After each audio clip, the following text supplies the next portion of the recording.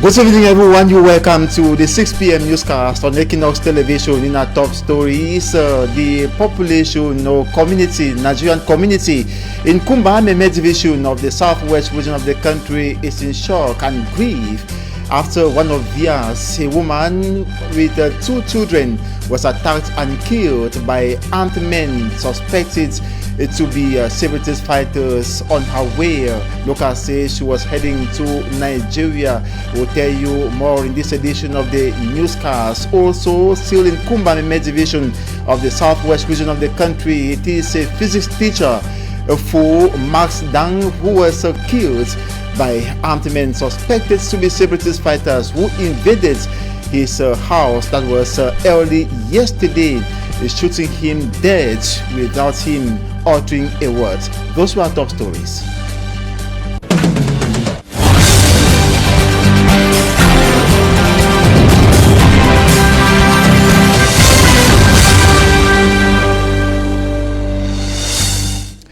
Good evening once again. You welcome to the 6 p.m. newscast on Equinoxe Television. We begin with news in the southwest region of Cameroon to talk about this shocking incident that took place. That was yesterday. It is the Nigerian community in Kumba Meme division of the southwest region that is in shock and consternation and in grief following the assassination of a Nigerian woman by gunmen in Miami. That's in the Meme division. A report says their vehicle was stopped by the gunmen who opened fire on them in Miami, killing her on the spot. The lady, whose name we got as Onyenyechi Emanuela, was traveling to her country, Nigeria, for the holidays, according to sources in Kumba.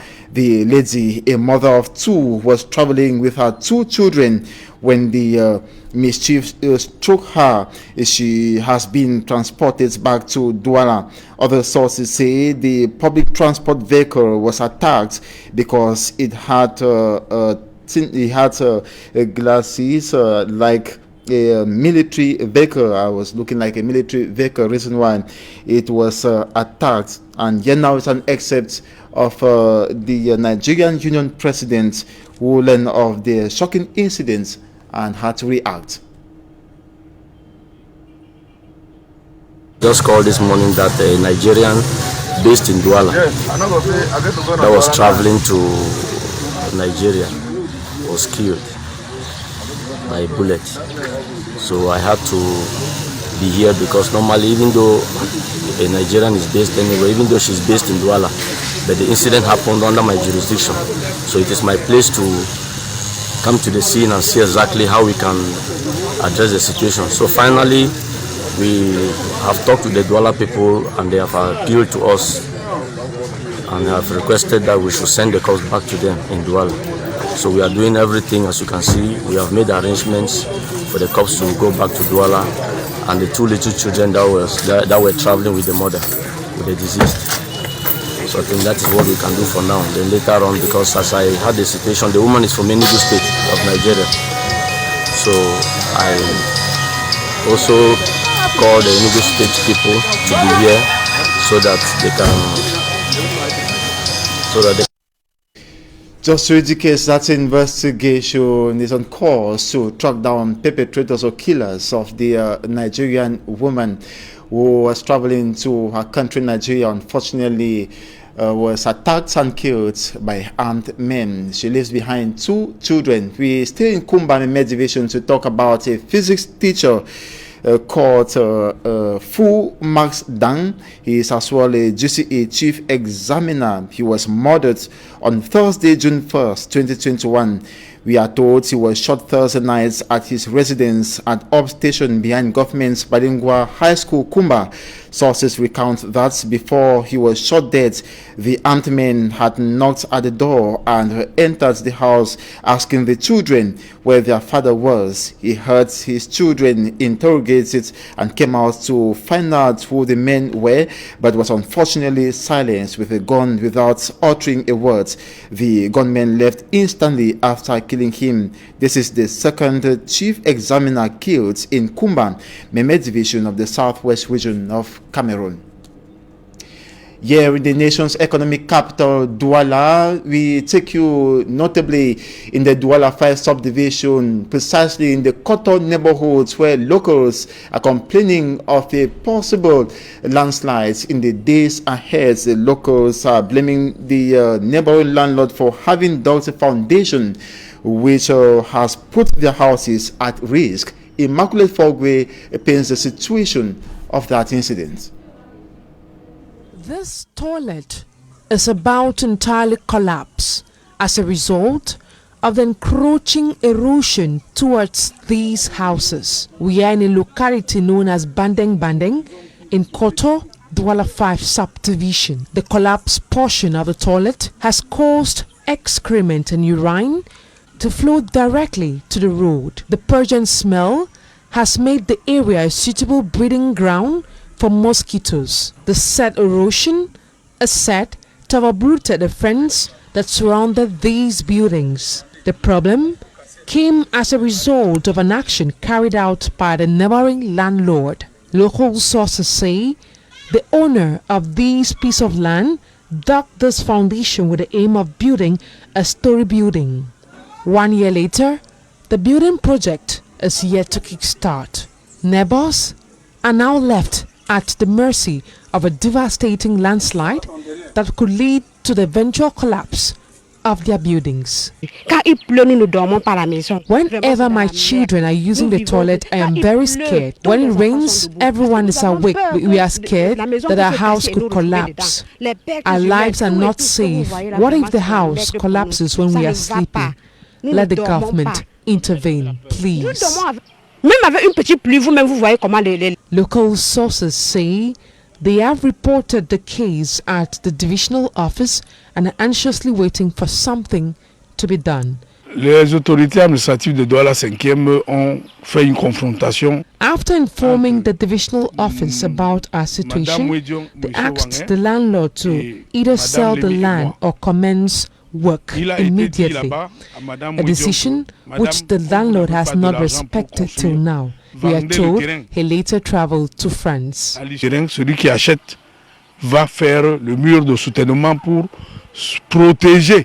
While waiting for a solution from administrative authorities, these victims continue to live in fear of an eventual landslide that could lead to the collapse of their houses.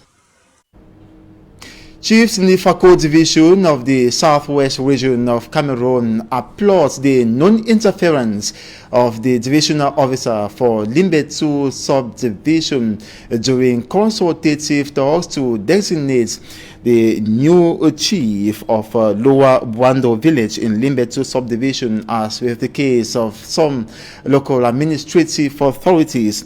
Ngale Bruno Ngomba is a new chief of Lower Bwando village. Limbe-based correspondent Davidson Maimo has the rest of that story. In a serene but tense atmosphere, the divisional officer of Limbetu subdivision, Serge Michael Abel, exhibited what has been described by some chiefs as administrative proficiency, as he said the chief is not to be voted by the kingmakers openly, but they shall rather, in caucus, produce a chief. After hours of stalemate, the duo called on other chiefs present, led by the president of Fako Chiefs Conference, who doubled as member of Southwest Regional House of Chief, His Royal Majesty Ndike Richard, to assist the kingmakers talk some sense to the two candidates, since they are all interrelated. Some might not give you the opportunity, you cannot impose yourself. But for the fact that I recognize that our presence and our advisory position will be very instrumental to the exercise, and which it happens like that, I think I want to thank him that he was intelligent enough to do that. And we think that if such opportunities are given to us as traditional rulers, we will face no obstacle when it comes to consultative talks. This is exactly what we expect other administrators to follow suit, so that to reduce this unnecessary tension between brothers, cousins, and so forth, in matters of chieftains. The duo cautioned the young chief to prioritize the development of his village, among other things. I can say as a GO of the subdivision, I am satisfied. They came to understand that today we have a chief that we have and we are giving him all our support for him to succeed in his mission. The new chief, Ngale Bunungumba, says the royal family shall work as a team in achieving every goal. Thanking everyone who took their precious time to come here today to see that the process of electing a different chief of Lower Buando Chiefdom be a success. Buando village, whose chief joined their ancestors some months back, is found in Limbe 2 subdivision in Fako division of the Southwest region.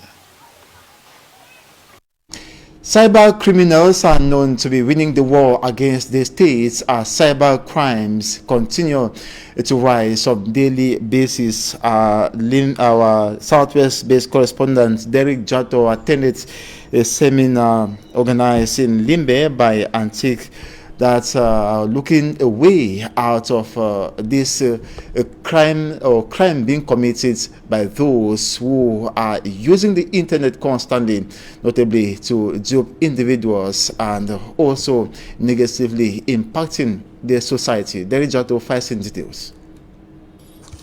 Cyber-related crime in the Southwest region remains very high. We could realize an upsurge in cyber criminality where criminals misuse people's data, steal data and commit crimes such as scamming and so on. Officiating a workshop on data protection organized by the National Agency for Information and Communication Technologies, better known in its French acronym as ANTIC, its Country Director General, Professor Ebot Eno, revealed that the workshop seeks to strengthen the capacities of all stakeholders in the effective use of ICT with emphasis on data security and the protection of online personal data, which are vital for an emergent Cameroon. The Cameroon government, on her part, has been smart in taking measures aimed at making the nation's cyberspace safe and secured, but hackers have also proven to be smarter.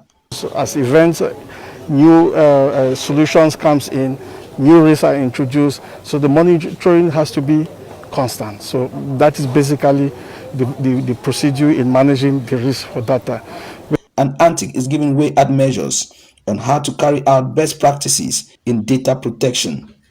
First of all, you have to locate where your data is. You need to carry out a risk assessment on that data.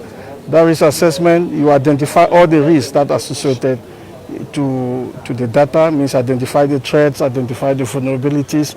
Once you've done that, you carry out the risk assessment. Once the risk assessment has been done, you do what you call risk mitigation. That means that you prioritize the risk and try to treat the risk. It means that where you find out that the risk is high, you put some certain controls that will try to mitigate that risk. To Egbe Besson Divine, Antique Branch Manager for the Southwest region, people should just be conscious of the type of personal data they put online. And people have to be very careful the way they put their personal information out there. That will try to minimize the way criminals also use those personal information to exploit the various users. As the nation keeps improving her strategy to beat cybercrime, critics say the society also needs moral lessons to change the minds of these perpetrators and make them see the need to use their ICT knowledge to build rather than to destroy their nation. Ejok Steven Moise, mayor of the Seka Council in the Nyongankele division of the Central Region, has published in a release different fines sanctioning people who violate the hygiene and sanitation law in his area of command. Amount to be paid as fine ranges from 2,000 francs CFA to 25,000 francs. Those keeping a nasty surrounding will pay a fine of 2,000 francs, same like those who dump garbage in a public space. 500,000 francs or 5,000 francs CFA shall be paid by proprietors or owners of motels and hotels who will fail to keep their walls neat. 25,000 francs being the highest fine will be paid by persons who exhume their beloved ones without authorization. We now move to the nation's political capital, Yaoundé, to talk about the National Center for the Production of the passport in Yaoundé that's already stormed by Cameroonians in need of the vital travel documents. The center belonging to the General Delegation for National Security in Yaoundé went operational Thursday, July 1st, 2021. He is free, with scores of Cameroonians going through a physical enrollment procedure preludes to obtaining a passport within 48 hours. Hundreds of Cameroonians who had undertaken an online pre-enrollment for a passport began making their way into the center as early as 7:30 a.m. Police officers welcomed them, cross-checking their documents and orientating them on where to go. The hall hosts 16 counters with police officers ready to receive at least 16 persons at a time. Immediately the applicant's temperature is taken, he or she is given a ticket with a number and a place to sit. Before the person comfortably sits down, his number is already being called at one of the counters to save time. In front of any counter, the police officer goes through the task of verifying the information the applicant had registered online. They also take the photograph, fingerprint, signature and height of the applicant, as well as digitalizing all support documents from the applicant. Then the complete identification sheet is printed and handed to the applicant for verification and approval. Thereafter, he or she is given a receipt which will be used on the day of retrieving the passport after production, which is supposed to be ready within 48 hours. In case of rejection, the applicant is notified via email or text message with details on what to do next. Over to the northwest region of Cameroon, authorities are already preparing ahead of tomorrow's official burial ceremony of Cameroon's former Prime Minister, Simon Achidi Acho. Bo Stella has been following developments of that. She compiled this story.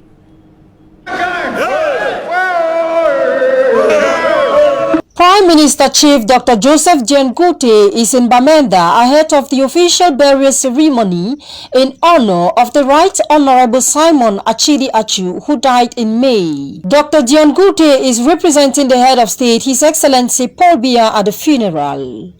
Ahead of the event that will take place on July 3rd, there has been some developmental projects carried out in Santa. Notably, the grandstand, whose colors could no longer be recognized, has been renovated and decorated with the national colors of green, red and yellow. The potholes on the grandstand have been filled up and the place really looks clean and beautiful. Security has been stepped up. Information from Santa says there has been some raids to prevent any eventuality. Today, Governor Adolphe Lily Lafrique was inspecting work done so far. The head of state decided the national mourning one of the icons of this nation, of this region, and we are grateful to him. And like you can see yourself, we have taken necessary measures to give him a befitting burial. We came here to assess the population and all is set here in Santa to welcome not only the personal representative of the head of state, but foremost the deceased, who is going to be buried here in Santa. Santa subdivision is particularly ready as the one-time Prime Minister, seasoned politician, popularly called Pa Achidi Achu, returns to his maker. The first leave given to the ceremonial ground is within the context of the armed conflict, same conflict which is now being blamed to have delayed the tarring of the main road. And that's it for the first part of this newscast. Up next, Talking Points. Discover our guest in a jiffy.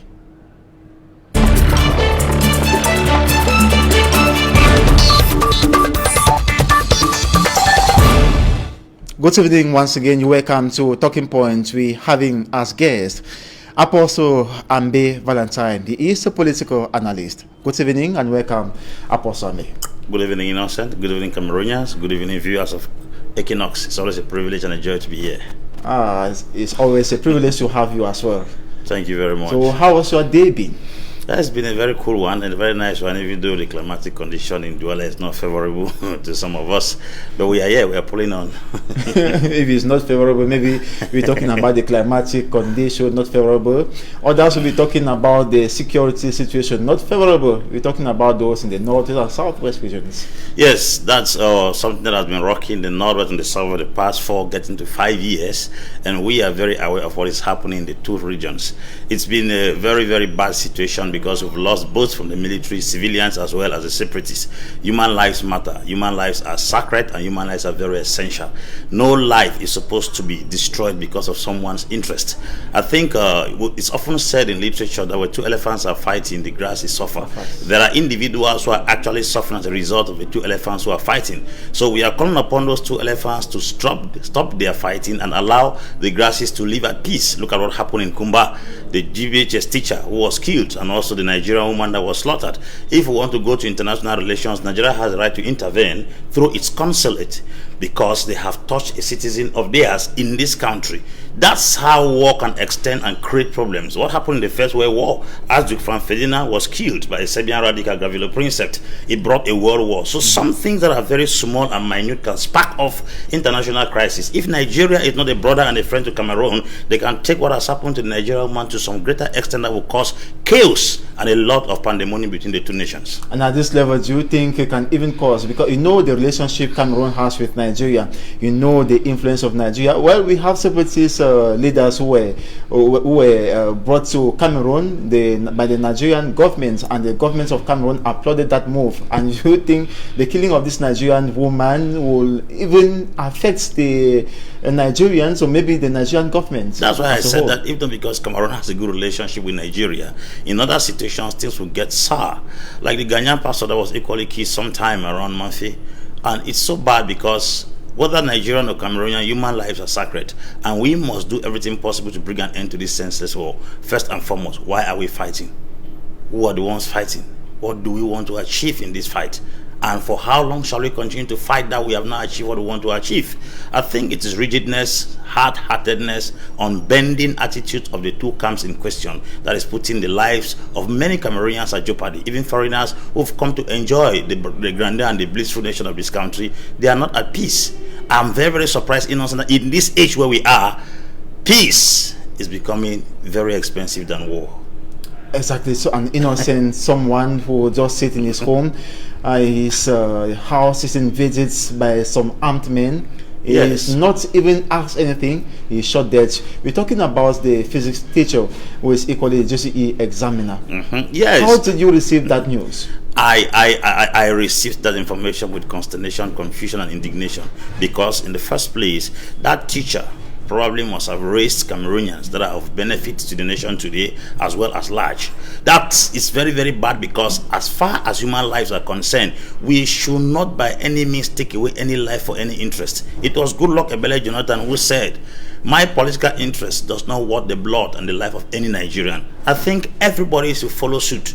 The ensuing analysis of what Jonathan said in Nigeria supposed to be a role model and a pathfinder to most African leaders. Why should human lives be slain, destroyed, desecrated because of people's individual interests? I think we have to look into this matter again. How much have we lost so far, and what are we looking for? We'll put the pros and the cons. Let us look at what we have invested so far in terms of cash, in terms of human lives, in terms of resources. Then imagine what we want to achieve in return. If you put on a balance, you will discover what you are investing cannot give you back what you're going to harvest. Well, close to 5 years we've been preaching this, we've been criticizing. Don't you think it's been like throwing water on a duck's back? It's not throwing water on a duck's back. You see, there are 2 ways to approach a crisis. Sometimes diplomatically it goes like a snail-paced process, but sometimes spontaneously individuals rise up within the circle of the nation to solve it. The diplomatic procedure is very, very slow, but it's sure. What we need is a time we do not even have to wait for more people to die. I think the individuals in question who are into this crisis should think twice and see a means to come to a consensus. It is true the government does not want separation. It's true the separatists want separation. But I think somebody has to sacrifice at a certain level, and then 2 of them come at the middle.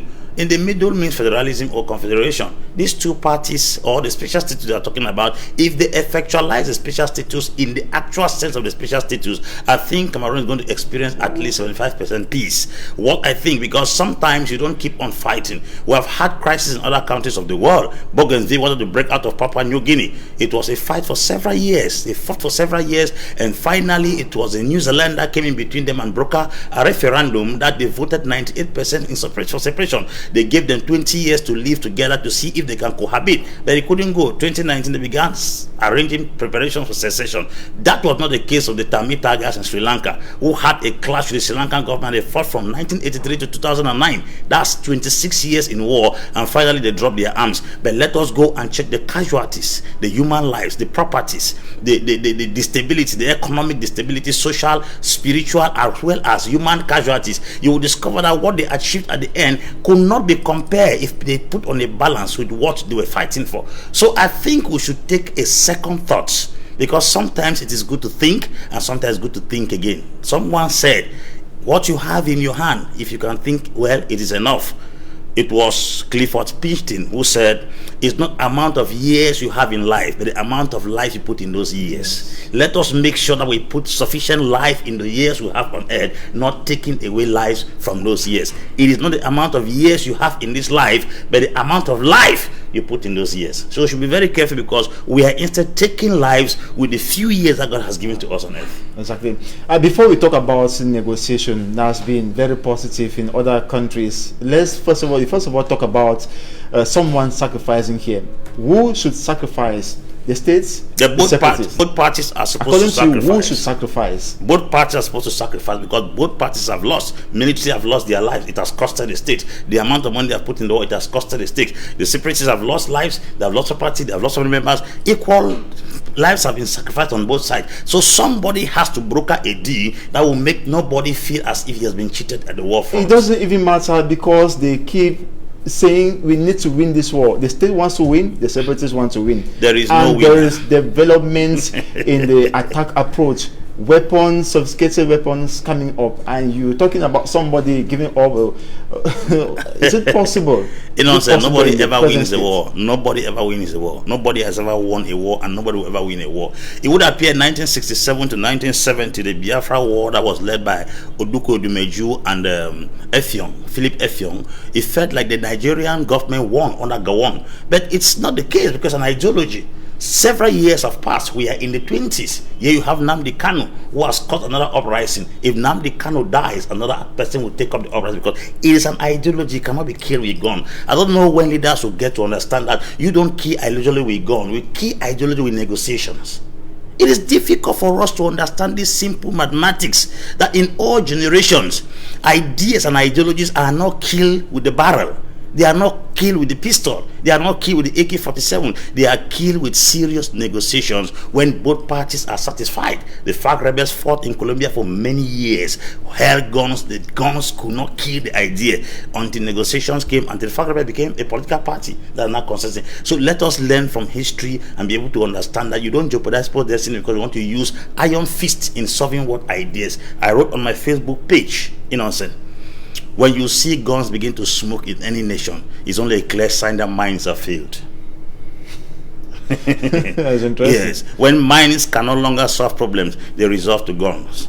And when did guns start controlling humans? When humans created guns. We can decide when that gun will go out and when it shouldn't go out. Why should the gun be at the forefront? We are setting the cart before the horse. Let's talk now about negotiation. Many have been talking about negotiation or a mediator, but we had a major national dialogue. It's been what many would term failure, and looking at separatists, the one negotiation whereby the state will say, okay, we accept, you form your state as you want, but the state does not even want to hear about separation.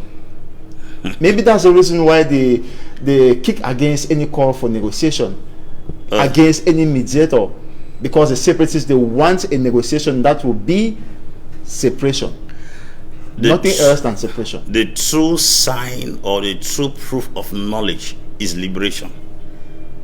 If you know something, you must be liberated from it. If the national dialogue was the truth and the solution to the problem, it would have brought liberation. The fact that it did not bring solution, it did not bring liberation, it means it was not the solution. Truth is not when you explain it. When you know a truth, it brings you out of captivity. You shall know the truth, and the truth shall set you free. Any truth that does not set you free, no matter how you promulgate or propagate it, it doesn't arrive, it doesn't amount to be the truth, because truth actually delivers. Now, when we are talking about two parties holding it, if you hold a rope at that end and I hold here, there will be tension. If you relax and I relax, there will be no tension. Yes. Both parties have tension the rope at the end. The common man is the person that suffers in the middle. I am not here to speak on behalf of separatists or the government. I'm speaking here as a civil society promoter on behalf of the common man. Why are these two people tensioning the rope that suffers the man in the middle? Both parties have been cautioned by even the U.S. Congress and the U.S. Senate that they should come on a table of negotiation without any preconditions.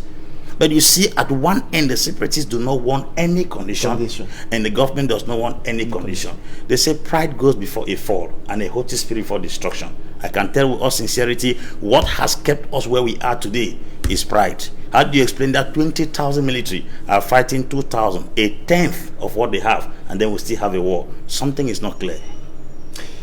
And now we look at the role France plays. We have a citizen MP. You certainly listen to him as he was addressing some ministers at the National Assembly bitterly. He spoke the truth. That's authorities, they rely so much on France. And we know the role of France. France detects how government has to function or carry out or go about its affairs. Can France intervene in this security situation in the northwest and southwest regions? Can France tell the government authorities, put an end to this crisis, and they respect that? Do you think it's possible?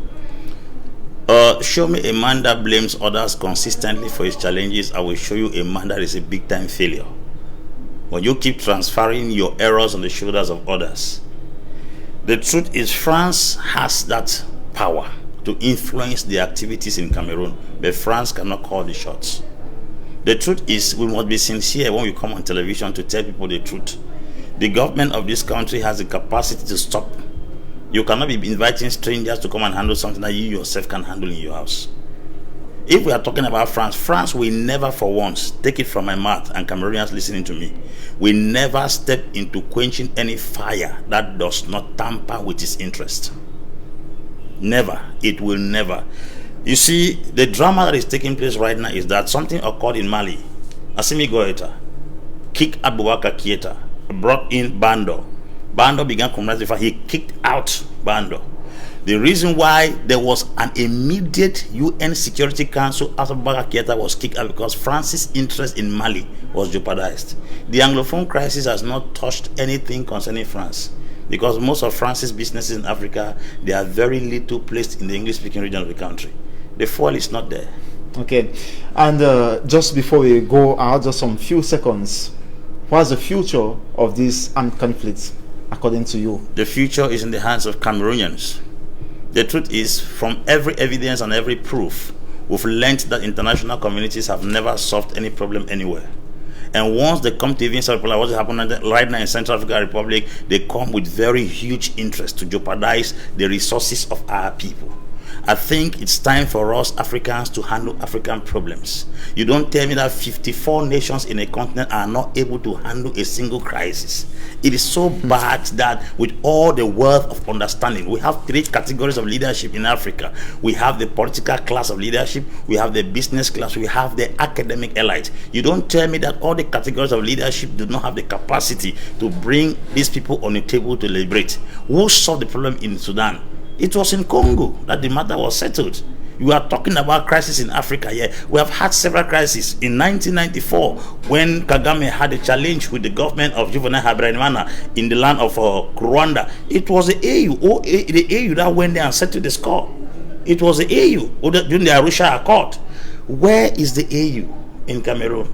La Francophonie has come here, Commonwealth has come here, AU has spoken, United Nations has spoken, and US Congress and Senate have written as well. Are you telling me that all these minds from these different organizations put together, they are very epileptic in handling a very minor crisis as this?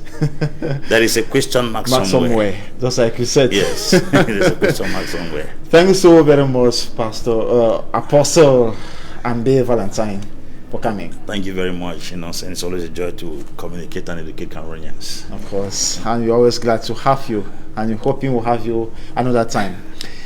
Well, thanks so much, dear viewers, for being part of this edition of the 6 p.m. Primetime Newscast and Talking Points. We shall be back next week, God willing. Have a nice weekend.